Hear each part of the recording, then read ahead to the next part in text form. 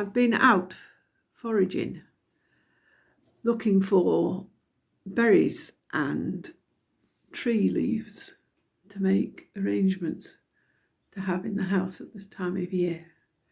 And here are some that I've got the berries there. I've got some flowers from the shrubs, and there are one or two shrubs that flower at this time of year. If you look around you, witch hazel, the viburnum, and maybe some other things that I haven't found yet. And I've got at the back here a nice geranium that I brought in from the cold to overwinter in the house. It's looking good. I've also found some nice rosemary that makes a nice smell. And it's lovely to wander around and see what there is. And we see other flowers outside. I haven't brought in some cyclamen and winter pansies that I dare say a few of you have got in pots or in your garden somewhere to bring a bit of colour through the winter and the darker days. And it's wonderful, isn't it, to see these things around. And I would probably think that one or two of you have also been along to either your garden centre or the supermarket and bought a poinsettia, one of the red type, or maybe a creamy one that we find on sale at this time of year, to add the colour and remind us that trees and plants continue to grow over the winter. They don't just stop altogether. And while I was gathering, that it did remind me very much that nature doesn't sleep. It may go slower or have a period of rest, but things are around us.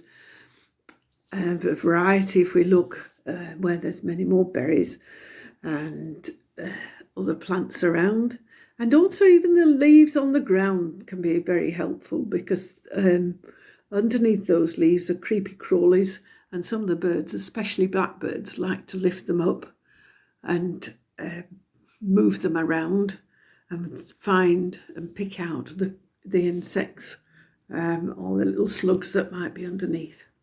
And I think if you put up night cameras around, even maybe your own garden or some areas around Killingworth, you'd find there'd be foxes and weasels and mice and cats and other creatures wandering around at night doing patrols.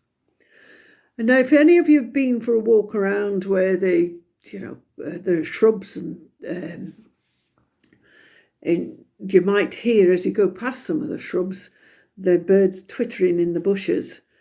Quite a lovely noise.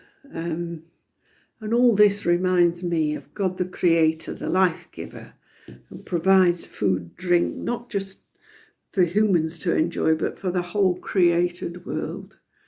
And to maintain his, the creatures, big or small, through darker days as we consider them here in Great Britain at this time.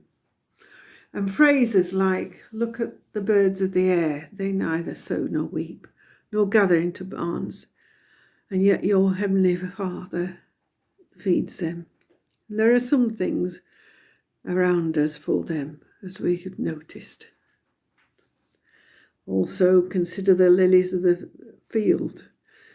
There's beauty in the nature about us. It just grows. It doesn't have to sow, it doesn't have to weep, it doesn't have to worry. It just grows, and yet it gives great pleasure to many of us at different times. The trees, the shrubs, the grasses, the flowers, they're there to enjoy and to remind us that God has provided creation for all really, for all people, for all creatures, whatever period of life that we're experiencing, and that God is still there in that nature, and we become custodians of it, and pray that we will continue to be, and help the planet to keep providing for us and for generations to come.